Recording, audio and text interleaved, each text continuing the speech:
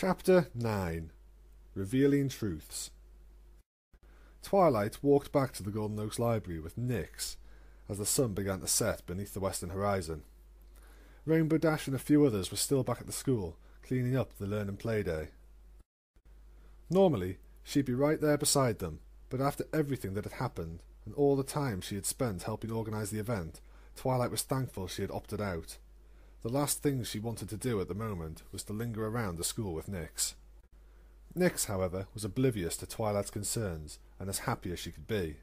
She bounced alongside Twilight, proudly wearing her first-place ribbon from the tug-of-war competition, and her Cutie Mark Crusaders cape. She used the kazoo, her chosen prize, to play a triumphant fanfare that only she knew the notes to. It was a sight that let Twilight relax a little. She was happy that Nyx had enjoyed herself. The silence from the crowd after the last round had been deafening. Twilight could only imagine how bad Nyx would have felt if no pony had cheered for her. Thankfully, Applebloom, Sweetie Belle and Scootaloo broke the silence, letting Nyx laugh and enjoy her victory. It was, however, only a small drop of happiness in a sea of fear and anxiety. While Nyx was unaware of what had happened, Twilight had been in the crowd, watching when she used her magic to win the last round of tug-of-war. It had started off simply enough, but then Nyx started using more and more magic. It was more magic than Twilight had ever seen from her, and there didn't appear to be an end in sight. And, as Nyx filled herself with it, things about her began to change. Nyx's mane started shimmering at first, something that could have easily been waved off as a trick of the light. Yet her mane and tail continued to change, revealing the energy flowing through her body. They grew lighter and began to float and wave in the air, as though Nyx was deep underwater. The shimmering of her hair also condensed, changing from what could be mistaken as glitter to defined, constant dots. It was one of the worst things Twilight could imagine happening. Nyx's mane and tail had started to change into the night blue mane and tail that Nightmare Moon was known for, with every pony at Learn and Play Day watching. The timely defeat of the other team kept Nyx's mane and tail from changing completely, but several unwanted thoughts still lingered in Twilight's mind. For the first time since the evening Nyx had called her Mom, Twilight doubted herself. Could Nyx really be Nightmare Moon? She had always argued that Nyx just looked like the infamous Mare in the Moon, but, with those memories returning and her level of magic, was it possible she really was Nightmare Moon?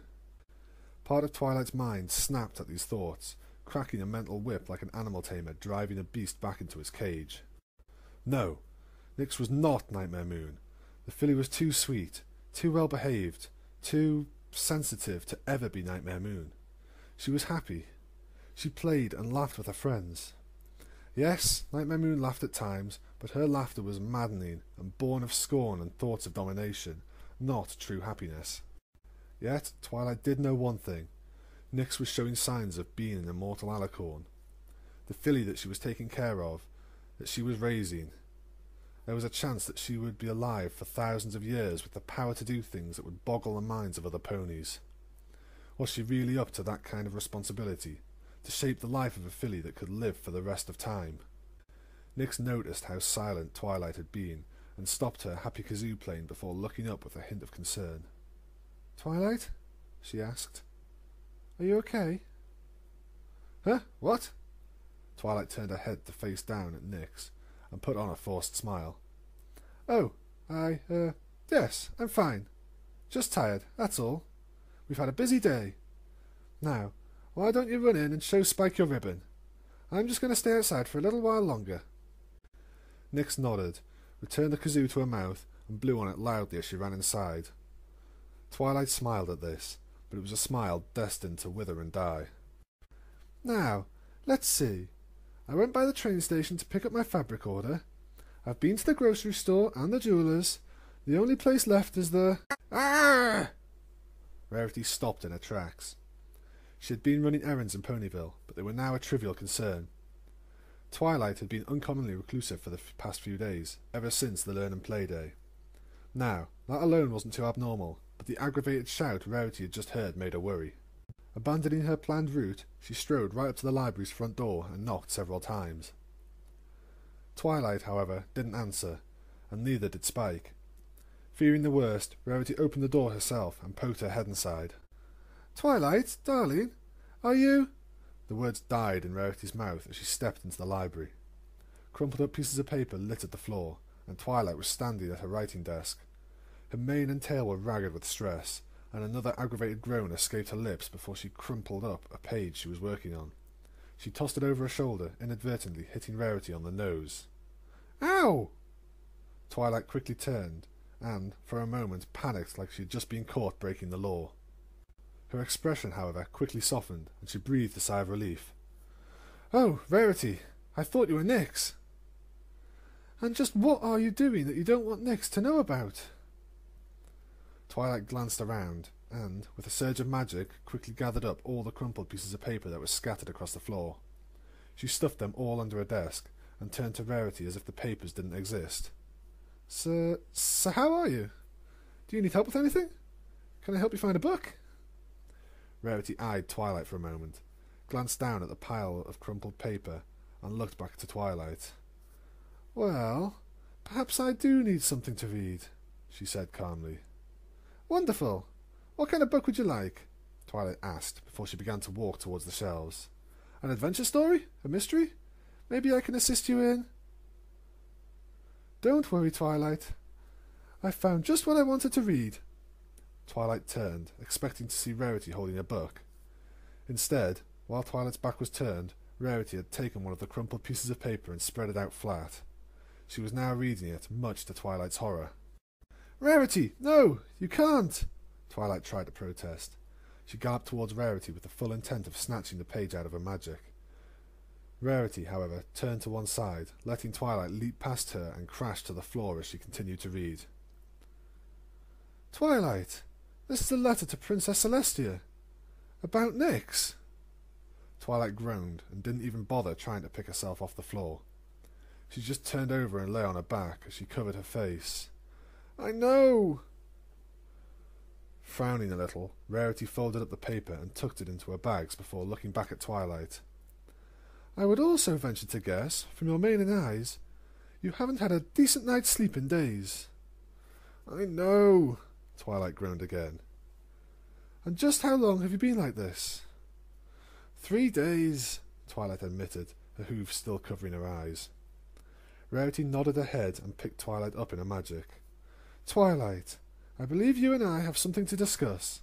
Something both of us are going to need a cup of tea for." Despite the odd looks she received from passers-by on the street, Rarity carried Twilight all the way back to Carousel Boutique. She then sat Twilight at a kitchen table and prepared an early afternoon tea. The blend was Twilight's favourite. Its aroma alone seemed to bring a little energy back to her. Rarity set a full cup down on the table before sitting down with her own. She took a single sip and waited for Twilight to do the same before breaking the near silence that had befallen her kitchen. "Feeling better?" A little, yes," Twilight replied weakly. "Good. Any improvement is a step in the right direction. Still, I believe we have something to talk about, and I believe this is a part of it." At that, Rarity withdrew the half-written letter to Celestia she had folded and placed in a bag back at the library. I don't know what to do, Rarity," Twilight finally admitted, holding her teacup between her hooves and looking at a reflection in the tinted liquid. "You don't know what to do about what?" Twilight sighed and looked up at Rarity with her bag-lined eyes. "Nyx." "What's the matter?" Rarity asked. "Has Nyx gotten into trouble, or has she gone missing again?" "No, she's fine, and at school. I think... I know..." Twilight couldn't bring herself to finish her sentence. She groaned and dropped her head to the desk with a loud thump. "What do you know?" Rarity asked. Twilight, however, didn't answer, only fueling Rarity's concerns. Fearing the worst, she leaned forward and placed a hoof on Twilight's shoulder. "Twilight, what do you know?" Twilight didn't lift her head from the table. She only rolled her head enough to look at Rarity from the corner of her eyes before she said, "Rarity, I know. I finally know for sure that Nyx is Nightmare Moon." Rarity lifted her hoof from Twilight's shoulder, unable to believe the words she had just heard leave Twilight's mouth. "You know? How do you know? Didn't you see what happened at the tug-of-war finals?" "I did, but..." Twilight sat up, her eyebrows furrowed. Then you saw what happened to Nyx's mane. You saw how she was able to beat those cults by herself. Twilight lowered her head, once more staring at her partially emptied cup of tea. It's just too much to deny anymore. She doesn't just look like Nightmare Moon. She was made by a spell meant to resurrect Nightmare Moon. She has some of Nightmare Moon's memories. Now I'm sure she has Nightmare Moon's power. Body, memories, and magic. I just can't deny it anymore. And this letter, along with all the others? Rarity asked before she gently nudged the uncrumpled letter towards Twilight. I promised you, the day you helped me with Nick. Twilight stopped and shook her head before continuing. The day you helped me with Nightmare Moon's disguise, you made me make a promise. You made me swear that if I figured out who she really was, then I would send a letter to Princess Celestia. I promised I'd tell the princess everything, and I've been trying to. I've been trying to for days, but I just can't find the words. Twilight looked up at Rarity, desperation in her eyes. Rarity, what if she takes her away? What if she sends her to the moon? I'd never see her again. She'd be all alone, and she hates that. And what would I tell her friends when they ask where she's gone? They'd want to see her, want to write her letters. But how would I send letters to the moon? Twilight's frown deepened. She rested her forelegs on the table and held her head in her hooves. But what will happen when she grows up and remembers more about her past? She could overthrow Princess Celestia again. Bring back the eternal night. This might be our only chance to stop her. But... Unable to find anything more to say, Twilight turned to look at Rarity. What do I do? That ushered in a silence between the two mares. Twilight continued to look at Rarity, hoping for some advice, but Rarity looked just as unsure. She wore a contemplative expression and sipped at her tea not just once, but twice, before she set down the cup and returned her attention to Twilight. First, you're right. It would be foolish of us to deny the facts in front of us. Nyx and Nightmare Moon are the same pony. Rarity's voice grew stronger and gained a commanding tone. That, however, is who she was, Twilight, not who she is. But Rarity, Twilight began, only for Rarity to lift a hoof. Twilight, do you know what happened last week? The Cutie Mark Crusaders, Nyx included, came stumbling into my shop, covered in honey, leaving sticky hoofprints all across my front room. I was, of course, furious, but before I scolded them for making a mess of my boutique, do you know what they were doing? No, Twilight answered flatly. A smile spread onto Rarity's lips.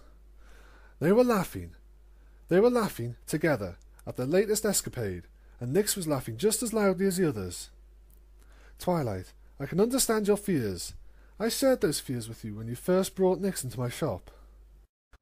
But, Rarity continued, ensuring that Twilight did not interrupt, there is a difference between was and is, Twilight.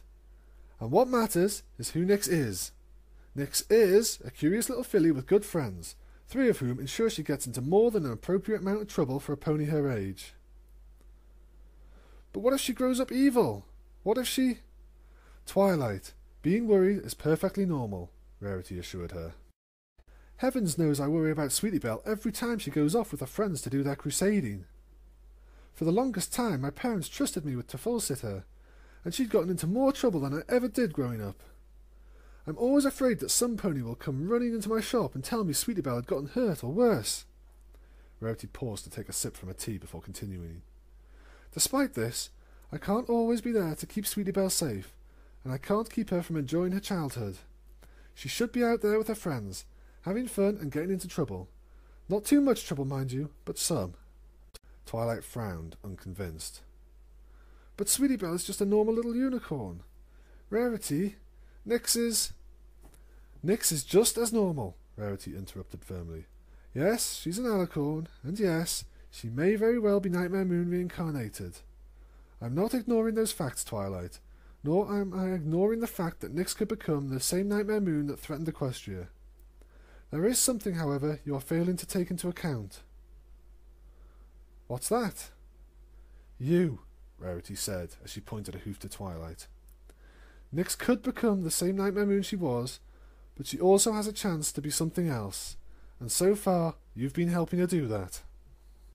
Rarity's words rang through Twilight's head, and left her in a mild stupor. She leaned back in a chair, her body so limp she could have fallen to the floor if the chair was nudged. But what hope do I have of changing a mare like Nightmare Moon? Well, if you were to ask my opinion, I'd say there isn't any pony better. Twilight, not only have you changed since you came to Ponyville, but you've helped a lot of us change for the better. You helped Applejack learn to ask for help when she was overwhelmed. You helped Pinkie Pie learn not to jump to conclusions. You helped Princess Luna have fun and make friends on Nightmare Night. And, Twilight, even if you hadn't done all that, you'd still be the pony with the best chance of helping Nyx be something else. Rarity smiled and sat a hoof on Twilight. Because you're the pony Nyx cares about the most in the world, and you care about her just as much. Twilight looked at Rarity as those words worked their way through her mind. At first her expression was one of disbelief and uncertainty, but soon, like dirt was being rinsed off her face, Twilight's worried expression fell away. It was replaced by a small smile, as her doubt was replaced by hope. Hope that Nightmare Moon could be a different mare. "Thank you, Rarity," Twilight finally said, before she leaned in and gave her friend a grateful hug. "I'm happy to help, Twilight," Rarity said, returning the hug. When Twilight pulled away, Rarity flashed a smile and lifted a cup of tea. "We mares have to stick together after all." Twilight chuckled and picked up a cup. "I guess we do." She then sighed and looked at the uncrumpled half-written letter on the table. "Now, I just need to figure out what I'm going to tell Princess Celestia, if I tell her anything at all." "If I may say so, Twilight, you may still want to write the letter. It's only going to get worse the longer you put it off." "I know, I just want to wait a little longer. I'll try writing the letter again next week, when I've had a chance to catch up on my sleep." "Speaking of sleep, I do hope you're going to let Nyx go to the Cutie Mark Crusaders sleepover Applebloom is having at Sweet Apple Acres. I can only imagine that she's just as excited about it as Sweetie Belle." Twilight laughed a little as she remembered how Nyx was bouncing happily when she was told what a sleepover was. "Probably more excited, considering it's her first. And I think I'll let her go."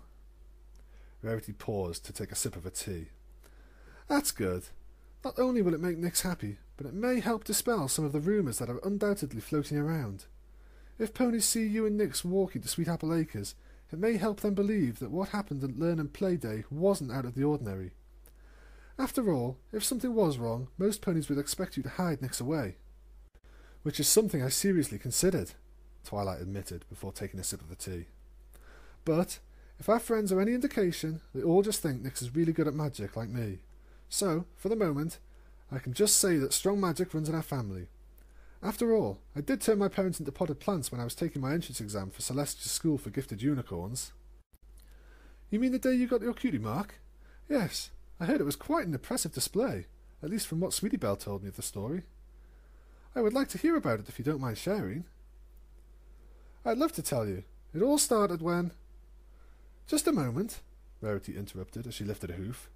"Why don't you tell me once we're at the spa?" Twilight tilted her head. Why would I tell you once we're at the spa?" Rarity looked at Twilight as if her reason was obvious. "Twilight, dear, just look at yourself. Split ends everywhere, and the bags under your eyes. If Nyx were to see you like this, she'd never be able to enjoy herself at the sleepover. She might even stay at the library out of worry. No, if you're going to send Nyx off to her first sleepover, then you and I must take a trip to the spa, and I'm not taking no for an answer." Twilight laughed a little and stood up from the kitchen table. "Actually, the spa really sounds like a good idea right now."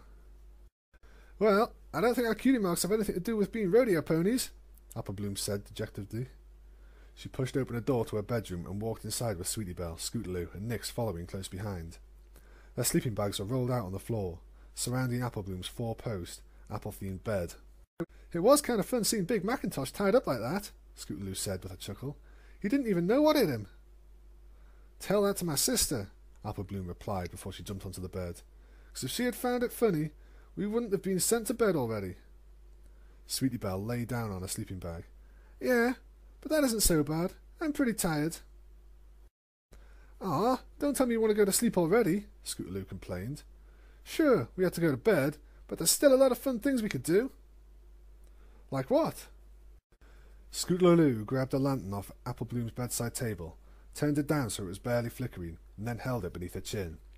The weak flame cast hard, spooky shadows across Scootaloo's face. "We could tell ghost stories!" "No offence, Scootaloo, but your ghost stories aren't all that scary," Applebloom said. "Even Nyx isn't afraid of them." "Hey!" Nyx whined. Scootaloo lowered the lantern from her face before turning it back up so it lit most of the room. "Okay, then what do you think we should do?" "We could play a board game," Sweetie Belle suggested. Applebloom and Nyx perked up at the idea of a board game, but Scootaloo shook her head. "No, that's way too boring." "Well, shoot," Applebloom grumbled. "What are we going to do then?" Well, Twilight gave me a book she said really helped with her first slumber party," Nyx said. She levitated the book from her saddlebags, which was stacked with the rest by the bedroom door. "Are slumber parties the same as sleepovers?" Sweetie Belle asked as Nyx cracked open the book.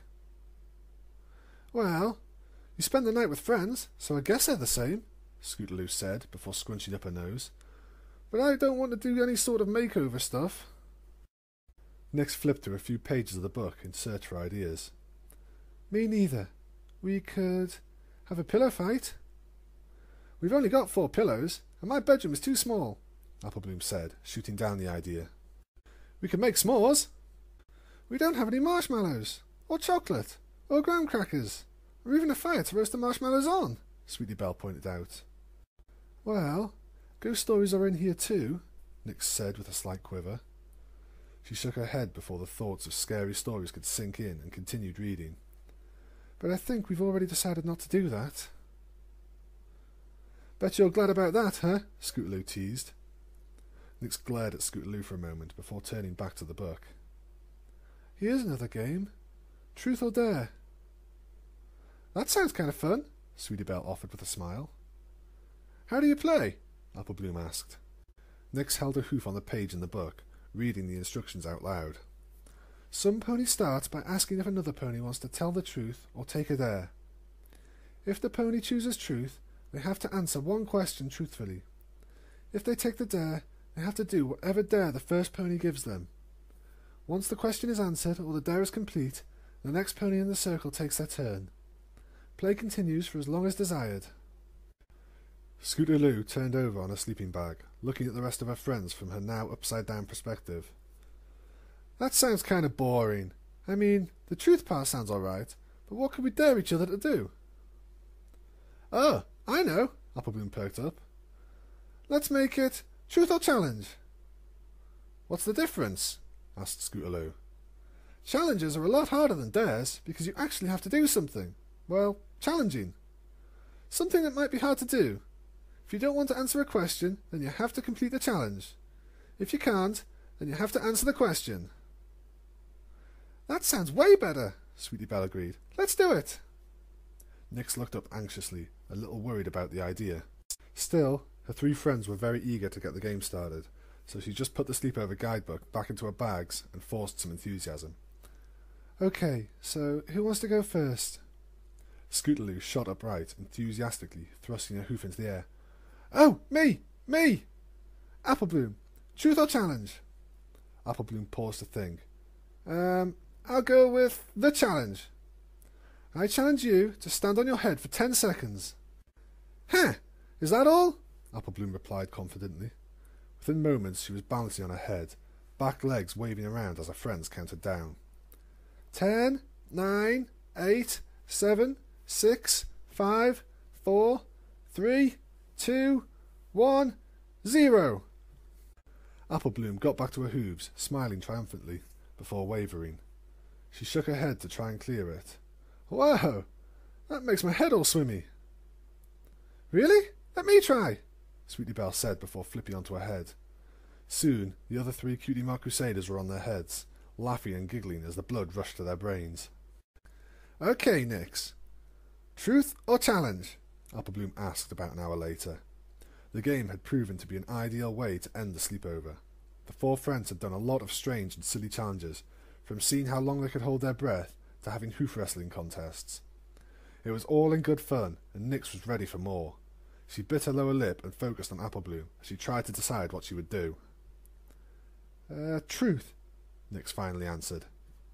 Applebloom leaned in, lowering her voice.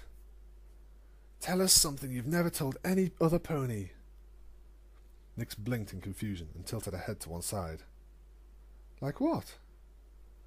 Applebloom shrugged. Anything. Yeah, just make it something cool, Scootaloo added. Well, I can't really think of anything to tell you, but... Nyx fell silent and glanced back at her vest. There is something I can show you. Really? What is it? Sweetie Belle asked. I think it's better I just show you, but you have to promise not to tell any other pony. Twilight and Rarity know, but they told me I couldn't show any pony what I'm about to show you. Oh boy, this has got to be good if Twilight told you to keep it a secret, Scootaloo grinned. Yeah, we promise not to tell any pony. Nyx turned to look at Applebloom and Sweetie Belle, ensuring that the two other fillies also promised to keep a secret. Despite their nods, Nyx had one more condition. And you have to promise me you won't hate me, and we'll still be friends after I show you. Well, that's a silly thing to promise, Applebloom said, as Sweetie Belle nodded her head in agreement. We're the Cutie Mark Crusaders. We're going to be best friends for life. No matter what, Scootaloo stated firmly with a strong, confident smile. Nyx smiled nervously, looking at her three friends. Her decision made, she got up from her sleeping bag and walked across the room into Applebloom's closet. She slipped inside and shut the door behind her. For a moment, all Applebloom, Scootaloo and Sweetie Belle could hear was the sound of rustling. They craned their necks, watching and waiting anxiously until the door opened. Nyx nervously walked out, carrying her vest in her teeth. Once she was a few steps out of the closet, she spread her wings, stretching them for a few moments before letting them fold to her sides. Sweetie Belle, Scootaloo and Applebloom all stared with eyes wide and jaws hanging open. Nyx set down her vest and waited for her friends to say something. They, however, remained unnervingly silent. She frowned and looked away from her friends anxiously. Tears started to pull at her eyes, and she began to retreat back into the closet. She was sure she had just made a horrible mistake. Yet, before Nyx could flee or hide, her three friends surrounded her. "Why didn't you tell us sooner you had wings?" Applebloom asked. Well, Rarity told me that if ponies knew I had both a horn and wings, they would get jealous of me. I didn't ask for them, I just have them, and... Sweetie Belle nodded. Oh yeah, you could so make Diamond Tiara and Silver Spoon jealous. But aren't you jealous? Rarity said every pony would be, and I don't want to make the three of you jealous. Nah, why would we be jealous? Applebloom asked. It's just part of who you are. It'd be as silly as me being jealous of how Sweetie Belle sings. Or me being jealous of how well Scootaloo rides a scooter, Sweetie Belle chimed in. Scootaloo motioned to herself with a hoof. Or me being jealous of how good Applebloom is at fixing things up like our clubhouse. Yeah, it's just like my big sister Applejack says. There ain't no point in being jealous because it doesn't change how things are. Why do you think you have wings and a horn? Sweetie Belle asked, unable to contain her curiosity. The only ponies I know that have both are Princess Celestia and Princess Luna. Don't forget about Princess Cadence, Scootaloo added. Well, isn't it obvious? Applebloom asked, looking at her friends, who only answered her with a silent, blank stares. Well, okay, maybe not so obvious. Just spit it out, Applebloom, said Scootaloo. I bet that one of Nyx's parents is a unicorn, and the other is a Pegasus. Sweetie Belle cocked an eyebrow. Does it really work like that? I mean, isn't there somebody else in our class who has a unicorn for a mom and a Pegasus for a dad? Maybe it doesn't happen all the time, Scootaloo guessed. I mean, isn't there also a pony in our class who has a pair of unicorns as parents, but doesn't have a horn of her own? Applebloom nodded as she turned to jump back onto the bed. Yeah, there is, and I think Scootaloo is right. It must only happen some of the time. Anyway, Nyx, it's your turn. Nyx, Sweetie Belle and Scootaloo returned to their sleeping bags. She couldn't deny that it felt nice not having to wear her vest. Her wings always felt kind of scrunched up beneath the fabric. She allowed her wings to flutter a little as they lay down on a sleeping bag. She then turned her attention back to the game. Okay, Sweetie Belle, truth or challenge? Truth, Sweetie Belle answered without a moment's hesitation. What's the funniest story you have of your big sister Rarity? Sweetie Belle snorted and started giggling. Oh, you're going to like this! It didn't take long for Sweetie Belle to tell the story, and, by the end, all 4 fillies were giggling loudly until a pounding came at the bedroom door. Apple Bloom, you and your friends get to sleep right this minute, or I'm going to come in there and hog-tie all of you in your sleeping bags, Applejack threatened, clearly irritated by the late-night noise. I've got apple bucket to do in the morning, and I won't have you for keeping me up all night. The 4 fillies chimed back, We're sorry, and with their game over, decided to call it a night. Apple Bloom blew out the lantern in her room, and the 4 friends lay down to go to sleep. Still, before any pony could fall asleep, Nix broke the silence. Girls, thank you for still being my friends, even after I showed you my wings. Aw, of course we're still your friends, Sweetie Belle replied from her own sleeping bag. We're the Cutie Mark Crusaders. That's like being friends for life with cool theme song. Sweetie Belle gently cleared her throat and began to sing. We are the Cutie Mark Crusaders, on a quest to find out who we are, and we will never stop the journey, not until we have our cutie marks. While Sweetie Belle had been the one to start the singing, the other 3 soon joined in. It wasn't the intense, arguably painful rock ballad that had been performed at the talent show. Instead, the 3 sang it softly enough that even Scootaloo's voice was bearable. The 4 drifted off to sleep to the sound of their own theme song, non-resting as well as Nix. She had shared a secret about herself with her friends, and they accepted her all the same. Nexus stared up at the moon with turquoise eyes through his study window, floating a glass of orange juice nearby. He swirled the contents gently while intently examining the scroll. It was one of the reports he had received from the spy, and, while some of the information was welcoming, other pieces were troubling. His plan had gone off without a hitch, for the most part. Through his connections at Celestia's school for gifted unicorns, he had sent out flyers to every school in Equestria, pitching the idea of a learn and play day. He had then instructed Filthy Rich to approach Cheerilee and convince her the idea's merit. In the end, Cheerilee had held her own learn and play day, and, during the event, the spy had been able to accomplish his goal. He had observed and spoken with Nix while Twilight Sparkle was preoccupied elsewhere. He had been able to learn a great deal, despite being interrupted by one particular pink mare. He witnessed and reported the 2 feats of magic Nix had performed, turning a pony into a tree and her performance in the game of tug-of-war. It was a kind of magic that only a few ponies could control at such a young age. There was no denying that the magical potential was there, but potential was not enough. Nix did not act like Nightmare Moon. She did not speak condescendingly to the country bumpkins of Ponyville. The spy described her as a nervous and timid filly that only had a few friends of her own age.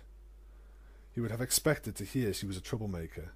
He would have been happy to hear that she was the most popular filly in school, swaying the minds of her classmates like any young queen should. Nix, however, was far from these standards, but the potential was there, and that would be enough to make her Nightmare Moon. Making a second attempt at the resurrection spell without the lingering shreds would be impossible, but Nix could be used as a seed. She could be used to draw in the traces of Nightmare Moon's magic, which had been dispersed by Princess Celestia's interruption. That magic would bear with it the echoes of Nightmare Moon. The memories, the emotions, the essence of the great Dark Empress would fill Nix, and she would become the Queen Equestria deserved. But completing the spell would be difficult. He would need time to prepare, resources, and, above all, power. The spell would need to be obscenely powerful. That was the only way to be sure the ritual would be completed before Celestia could interfere a second time. A powerful spell, however, could not be set up secretly. One precluded the other, and thus Spellnexus found himself thinking in circles. There was a need to act quickly, before something happened, but he could not act overtly. The spell had to be powerful, but had to be done secretly. If he could not strike a perfect balance, he risked another failure or revealing his true intentions to Celestia. What he needed was... "Sir?" Nexus glanced over his shoulder at his butler, who was standing in the study doorway. "Yes, proper etiquette. Princess Celestia is at the front door and wishes to have a word with you. Shall I see her in?" "Yes, please," Nexus replied, closing his turquoise-coloured eyes. When he reopened them, they had reverted to their original slate grey colour. He finished the rest of the orange juice in his glass and walked across the room.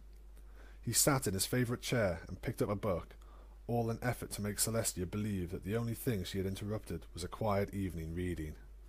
The timing was near perfect. Nexus had just settled into one of his chairs with a book when the doors opened and Princess Celestia strolled in. Her guards remained in the hallway and pulled the doors shut once she was inside. "Thank you for allowing me into your lovely home at such a late hour, Nexus," Princess Celestia said as she strode across the room. "I do hope I wasn't interrupting anything." Nexus set his book down on a nearby end table. "A good book and nothing more. Still, I find it surprising you are out and about at such an hour. You are usually in bed at this time." The princess came to a stop beside Nexus. "If I may be honest with you, I have been having trouble sleeping." "Then please," Nexus began. He motioned to a large cushion that was kept in his study specifically as a seat for Royal Alicorn guests. "Make yourself comfortable and tell me what troubles you."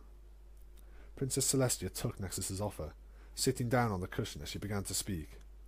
She told Spell Nexus about the spell in the forest, about the research his co-worker Bastion was doing, and of many other things Celestia had learned about the Children of Nightmare. It was information Nexus already knew, but he feigned interest all the same. He listened and offered appropriate levels of shock and disbelief. "To think, there are ponies trying to resurrect Nightmare Moon. It is hard to believe some would be so foolish," Nexus mused when Princess Celestia had finished. He poured a fresh glass of orange juice for himself and offered some to her. She replied with a smile and a shake of her head. "But you stopped them," Nexus pointed out. He lifted his glass in a casual toast. "And Equestria continues to thrive in your protective embrace. So why have you not been sleeping well?" Princess Celestia was silent for a moment before looking at Nexus with a grave expression. "I have come to believe that the spell, while interrupted, may not have been completely unsuccessful." "What makes you say that?" Nexus asked with a concerned frown. "Do you know my student, Twilight Sparkle?" A chuckle escaped Nexus's lips. "The most magically gifted unicorn I have ever had the pleasure of meeting? Of course I know your student. I will bet that every pony at your school knows of her, both staff and students.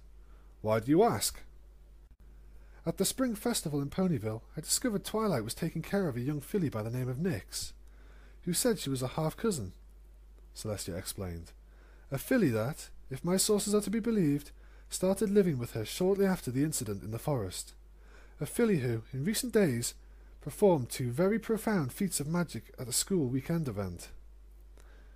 Nexus took a sip from his glass, not finding the information all that troubling. "I can only imagine powerful magic runs in her family." "Yes, if Nyx was related to Twilight, such magical power would be expected," Princess Celestia said. "Yet, I have checked the family records. There is no listing of Twilight having a half-cousin named Nyx. In fact, there is no listing of Nyx being born in Equestria in the past several decades. It's as if she appeared out of thin air." Nexus, who had been taking another sip from his orange juice, froze up for a single moment. He eyed Celestia over the rim of his glass and resumed drinking before she could notice. "Appeared out of thin air?" Nexus echoed after clearing his throat. "Your Highness, do you believe that Nyx didn't exist until a few months ago? That she literally appeared out of thin air?" "I don't think she just appeared, but I do believe that Nyx's origins are far different from her common ponies. Based on the research done by Bastion Yorset and his team, I have come to know for a certain that the ritual I interrupted was designed to bring Nightmare Moon back. It was also within days of the spell's failure that Nyx appeared in Ponyville. There are no records of her existing before she was registered for school. No pony in Ponyville knows anything more about Nyx's history than what Twilight herself has told me. As I have said, it seems like she appeared out of thin air, as if by magic." Nexus nodded. "I see. You believe Nightmare Moon and Nyx are one and the same?" Nexus took a deep breath. "I do believe I understand why you've been losing sleep." "No, Spell Nexus, you don't," Celestia replied. She stood up and walked across the room. "For it is not as simple as you make it sound." "What is there to make it complex?" he asked. He sipped his orange juice, trying to quell a tremor of fear that had slipped into his voice. "The fact that Nyx doesn't act anything like the mare I once knew," Princess Celestia replied as she reached the study's window. She looked at the moon while memories of the past overwhelmed her.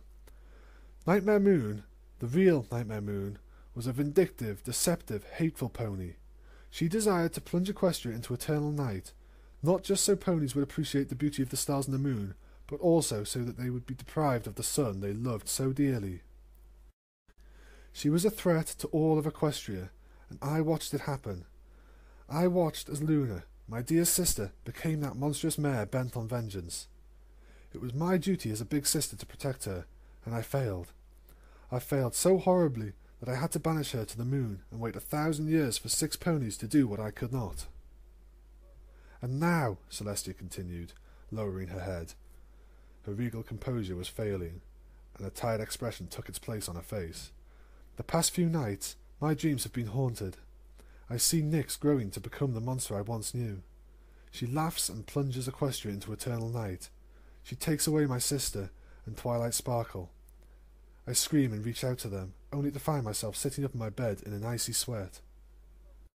I fear this filly, Nexus, Celestia concluded with a heavy sigh. But, at the same time, I feel guilty for fearing her. Why would you feel guilty? Nexus asked. Celestia turned her back on the window.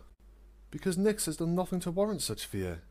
I have met Nyx personally, over a short dinner, and she acted nothing like the Nightmare Moon I knew. At first, she was scared of me and my sister. She shied away, and only after some encouragement from Twilight was Nyx even able to say hello to us. Eventually, Nyx drew herself out of her shell, and, after that, she laughed and spoke excitedly on many topics. She spoke of friends, spoke of school, spoke of things a normal filly her age would want to talk about, things Nightmare Moon would never care about. And thus I am torn, Princess Celestia explained. I worry about what Nyx might become, but I wonder if she is different than Nightmare Moon. She is the product of that spell, and yet she acts like any normal filly. That spell, Nexus, is what is troubling me. It would trouble any pony, Nexus said, faking concern. I am honoured you would come to speak to me about it, but I must ask, what does Princess Luna think of her? Certainly she, who was once Nightmare Moon, would be able to judge Nyx's true nature. I must confess, I have been doing everything in my power to keep this secret from Luna, Princess Celestia said, her words burdened with guilt. It has not been easy. She was able to sense the same surge of magic I felt rise from the Everfree forest some time ago. By some stroke of luck, I've been able to convince her it was nothing to worry about, and I've kept the rest of what I've told you hidden. Nexus frowned. I find it strange that you would want to keep this secret from Luna. Do you not trust her with this matter? No, I do trust her, but I chose to keep this secret to protect her, Princess Celestia admitted. Call me a fool if you wish, Nexus, but I'm Luna's big sister. I lost her once to Nightmare Moon, and I don't want her getting anywhere near this. This is why I've come to you, Princess Celestia continued, as she moved away from the window, retaking a seat next to him. Because, while I cannot turn to Luna in this, I need some pony to talk to. I need some pony to give me an honest opinion. Am I wrong to fear Nyx? Am I wrong to doubt in my student's ability to judge character? Assuming Twilight has noticed the similarities between Nyx and Nightmare Moon, would she not have come to me if she felt Nyx was a danger? And, even if Nyx grows to be the same in body and power, could she not be her own mare? Or, do my dreams tell me the simple truth, that in time, Nyx will become the only mare in the world I truly fear? Silence fell upon the study as Nexus slowly took his gaze off the princess. He closed his eyes and swirled his glass. He tried to make it look like he was pondering the question, but, in truth, he was considering the situation as a whole. Princess Celestia saw that there was a chance this filly was a great threat to Equestria, but did not act because of her feelings. An alicorn of her power and stature, hesitating because of a bleeding, tender heart. He'd pity the princess if her weakness wasn't so pathetic. Above that, the thought of Nightmare Moon's return scared her. She feared having to face Equestria's true queen, and for good reason. Nightmare Moon would be a much greater threat without Princess Luna's feelings holding her back. Indecision, compassion, and fear. All weaknesses that only proved to Nexus that Princess Celestia wasn't fit to rule Equestria. Only the cold wisdom of Nightmare Moon would ensure the kingdom's future. Yet, these weaknesses were not without their purpose. Nexus took a sip of orange juice, using it to hide the smile that was trying to creep onto his lips. Only once he was able to force the smile away did he lower the glass and begin to speak. You are not wrong to fear, Nyx. It is your job as ruler of the kingdom to try and foresee anything that would arise to threaten Equestria. Right now, Nyx is a credible threat. Nightmare Moon is among the worst things to happen to Equestria in recorded history, and, if there is even a small chance Nyx could become her, then she is a threat you should take seriously. But I cannot condemn Nyx for what she might do, just as I cannot punish a pony for a crime they have not yet committed, Celestia argued. Not only would that go against equestrian law, Twilight would never forgive me. Your concern for your student is heartwarming, Princess Celestia, but I shouldn't need to remind you that you have a whole kingdom to worry about. Is it not better to save every pony in Equestria from the danger that is Nightmare Moon, even if it means one particular unicorn doesn't like you anymore? It is better, Nexus, the princess admitted reluctantly, and perhaps, if I were a stronger mare, I could do what is best for the kingdom without batting an eye. I, however, cannot, and will not act against Nyx unless more evidence becomes available, even if it means I must endure sleepless nights. Then, maybe I can offer that evidence, Nexus replied, smiling gently. And how would you do that? Nexus turned his head, looking across the many books tucked away on the study shelves. If I remember correctly, there is a magical ritual from the Zebra homelands that may just be the answer to this predicament. With a delicate touch, he levitated a book from the shelves and cracked it open. He flicked through the pages, not truly reading the words, but doing it more for appearances. He continued to turn pages for several moments, before finally settling on a spot deep within the tome. Yes. It would take time to study it, even longer to prepare, but, if the spell works, you will be able to take a glimpse inside Nyx's mind. From that glimpse, you should be able to see whether or not the filly is some pony you need to fear. Celestia smiled as the weights of fear and doubt began to lift off her chest. Spell, Nexus. Do you honestly believe you can prepare this spell? Can you promise that this spell will do as you say? I don't know if I can outright promise, but I am very certain, he replied with a confident grin. Then please, coordinate your efforts on the spell within the palace.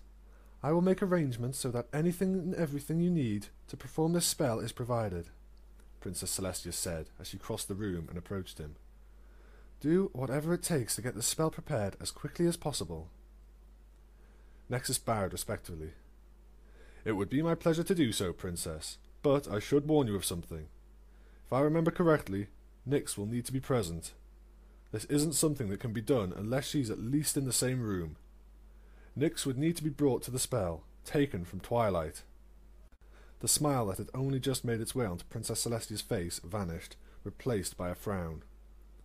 For a moment she sat in silence, contemplating the one catch to her and Nexus's newly hatched plan. Nyx would need to be taken from Twilight Sparkle? The princess asked, as if hoping she had misheard. Yes, Nexus stated coldly. I would strongly suggest Nyx is brought here while Twilight is left in Ponyville. But couldn't Twilight accompany her? Princess Celestia asked. Would they truly need to be separated?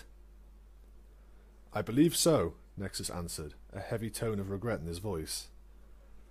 I think it would be unwise to have such a magically talented unicorn present for the test. While you easily outclass Twilight with your power, she could do something regrettable before you could stop her if she feels we are harming her. Even if Twilight managed to control herself, watching Nyx be tested would be difficult for her. Nexus sighed and scratched his forehead. To put it simply, Princess, do you really want to put Twilight through something like that? Do you want to have her there, to watch the test, knowing what it could reveal? Personally, I feel Twilight's presence at the spell would only cause more trouble for us and more heartache for her, especially if she is attached to Nyx as you suggest. I must strongly advise that Twilight remains in Ponyville. Then, That shall be my part in this, Princess Celestia said in defeat, her heart once again heavy in her chest. Spell Nexus, I would ask you to simply focus on preparing the spell. I will handle the task of fetching Nyx personally. Are you sure? The princess nodded. Twilight deserves as much. Nexus snapped the book shut and placed it on his desk before smiling reassuringly to Princess Celestia. Very well. I will begin preparations in the morning. I will need time to study the spell, and then I will need time to gather the materials and prepare. Once the spell is ready, however, I will inform you so that you can perform your part. After that, it will take but a few minutes to know whether or not Nyx poses a threat to Equestria. Thank you, Nexus, Princess Celestia said, managing a weak, hard-hearted smile. You have been of greater service this evening than I could have hoped for. Nexus offered a short bow as a playful smile pulled at his lips. Do give me some credit, Princess. My special talent is, after all, creating and understanding complex spells. Oh, I haven't forgotten. After all, it wasn't so long ago that you were one of my faithful students, Princess Celestia teased with her usual playful tone. Now, I believe I've taken up enough of your evening. I shall return to the castle to get some rest, but please send word to me when you are ready to begin preparing the spell. Also, do not share our conversation here with more ponies than necessary. I do not want to burden Luna with this, and I do not want to cause a public panic about Nightmare Moon's return. Of course, Princess, Nexus replied. He got out of his chair and walked with the princess to the door of his study. I will keep what we have discussed here a secret to all but those who need to know about it. I hope you have a pleasant evening. Good night to you as well, Spell Nexus, Princess Celestia said. Nexus returned the farewell with a wave of his hoof as the princess slipped out of the study doors. He waited until she rounded a corner further down the hall before he pulled the doors shut and moved to the far side of his study. With a gentle smile, he looked out of the window and watched as the princess entered the courtyard and boarded her chariot. He even waved briefly as the chariot departed. It was only when Princess Celestia was out of sight that Nexus allowed his slate-grey eyes to return to their turquoise colour that marked him as a member of the Children of Nightmare. His gentle grin turned menacing, and he had to fight the urge to laugh out loud. Horn glowing, Nexus began pulling books off his study shelves. Yes, he would need time to prepare, but now he had all the time he would need. He had no fear of the princess acting, for she was waiting for him to help her act. He had even convinced her to keep Twilight in Ponyville, which would make things much easier for him. A second opportunity. He had been given a second chance to complete the spell, and it had been laid in his hooves by none other than the Sun Tyrant herself. Fate and destiny were on his side. The world itself worked to help him bring back Equestria's true queen. Celestia, you have become a contributing architect in your own demise, Nexus whispered before diving into the work that lay ahead of him.